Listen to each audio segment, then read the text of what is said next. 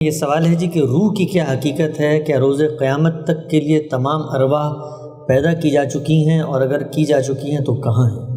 یہ جو روح ہمارے ہاں بولا جاتا ہے سول کے معنی میں، یہ تو یونانی تعبیر ہے۔ قرآن مجید میں یہ اس مفہوم میں کبھی استعمال ہی نہیں ہوا۔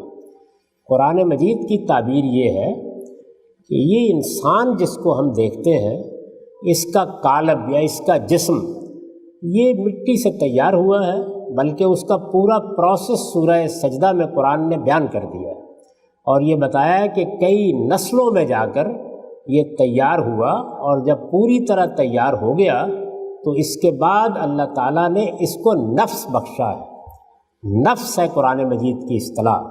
یہ دیکھیے بیان کیا، وَنَفْسٍ وَمَا سَوَّاهَا فَأَلْهَمَهَا فُجُورَهَا وَتَقْوَاهَا۔ جب موت آتی ہے تو قرآن مجید کہتا ہے کہ فرشتے آ کے کہتے ہیں اخرجوا انفسکم، اپنے نفس ہمارے حوالے کر دو۔ تو نفس انسانی ہے قرآن کی اصطلاح، وہ ہماری شخصیت ہے، وہ ایک روحانی اور یزدانی شخصیت ہے۔ وہ انسان کو اس کا قالب مکمل ہونے کے بعد دی جاتی ہے، وہ زندگی نہیں ہے، یعنی زندہ قالب تیار ہو جاتا ہے۔ جس طرح حیوانات میں زندگی ہے، وہ زندگی بھی مل جاتی ہے، وہ شخصیت ہے۔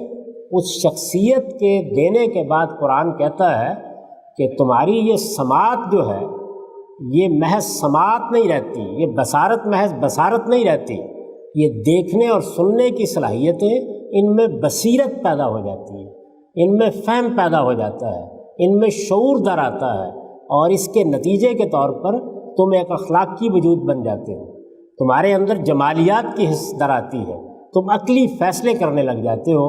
تو انسان کی شخصیت یہ آسمان سے آتی ہے، براہ راست آتی ہے۔